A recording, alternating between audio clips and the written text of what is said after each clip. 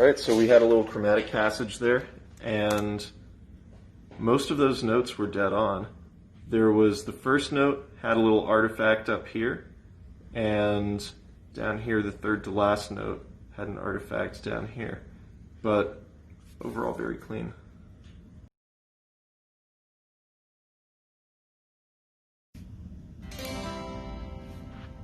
All right, that looked like a very clean C major chord. Let's take a look at it. We're looking for 4 notes. We've got C, G, C, and E, and that's our chord. All right, let's take a look at our E major chord. There should be 6 notes in here. Let's zoom in on it. We're looking for E, B, G sharp, B, E. We're missing an E that's supposed to be right here, but 5 out of 6 ain't bad.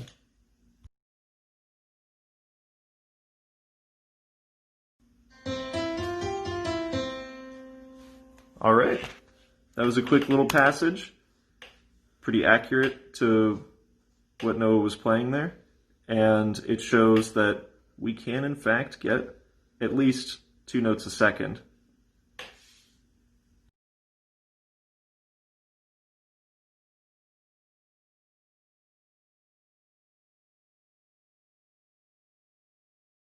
This is a test of latency on the polyphonic analog to MIDI converter device. Over here we have the Analog Discovery 2 system using it as an oscilloscope. We've got it tied to 2 points on the board. First, channel 1, the yellow channel on the oscilloscope, is tied to the analog input on the board. So that's the first place where guitar signal ends up on the board.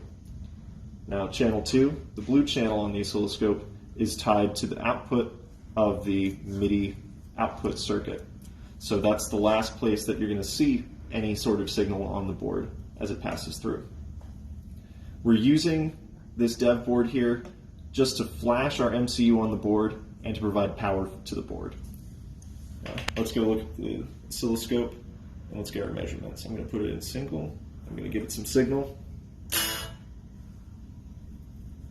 Let's try that one more time. There we go. Now we've got something we can work with. I'm going to zoom in a little bit, and we're going to place a couple of markers.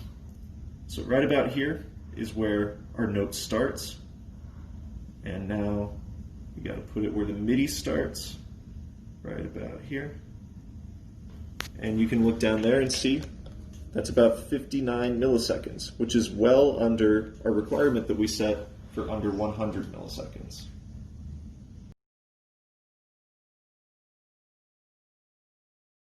This is a demonstration of the gain adjustment knob on the polyphonic analog to MIDI converter device.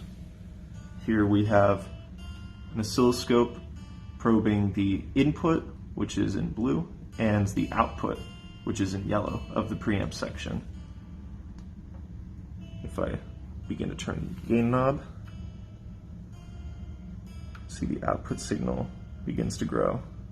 And you can see that the input signal divisions is different in this, which is why it shows the magnitude as the input being higher than the output.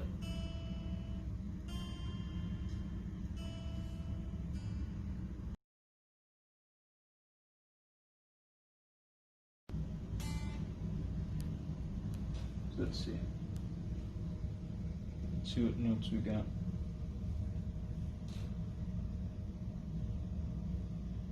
Okay.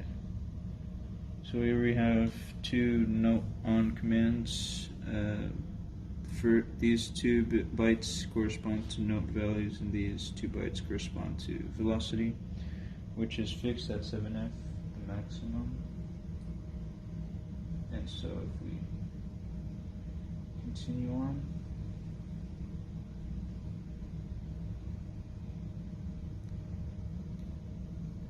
we get a note on command which turns off this note because the velocity value is 0, which that note right there, hex value of 3.9 corresponds to this note, which was an artifact because I played this note.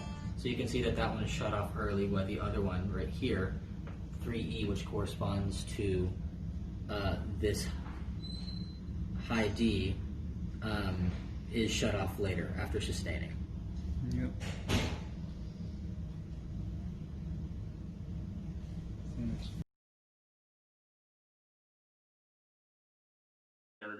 Here we're using the Analog Discovery 2 kit to probe for input impedance. It's very important to have a high input impedance on a device like this so that it doesn't act like a load to the instrument that you're plugging in.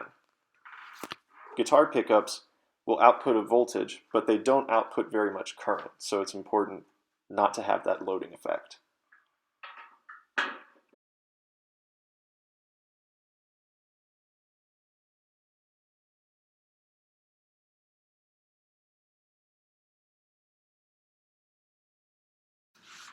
Here we have some pictures to show the measurements of the device to show that it meets the size requirements that we set out in our initial documentation.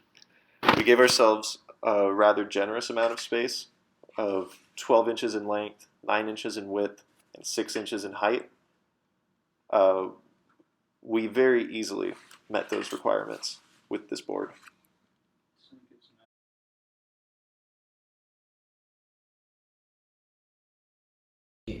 ADC sample rate. Right now we have a output pin set to toggle every time it takes a sample, and so you can see the resulting clock right here basically. And right now, looking at these cursors, the distance between cursors is 78 microseconds, and our sample rate is supposed to be 12,800. So if we take the inverse of that, we get 78 microseconds. So that puts us just about 12,800 samples a second.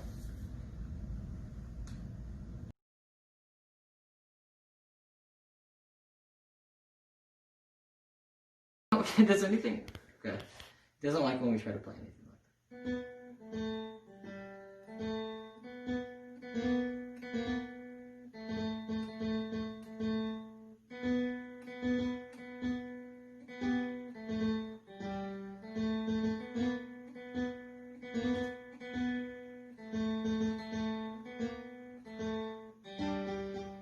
Little pitchy dog.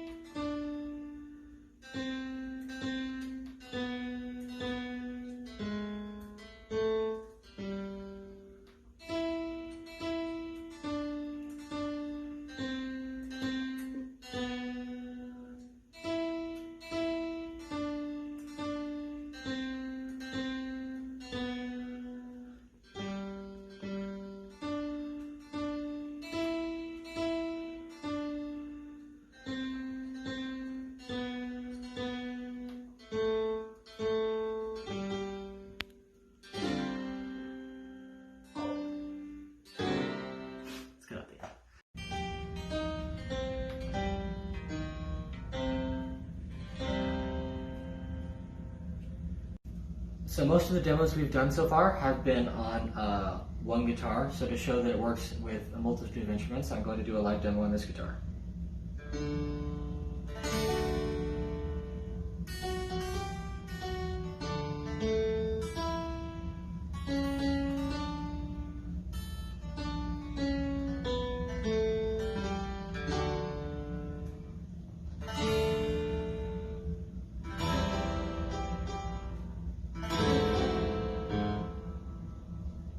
Should I do it again or should we cut out? Pretty much all of our demos today have been using a guitar to control a MIDI piano, but there are other MIDI instruments too. The possibilities are literally endless. So here we are controlling a set of drums.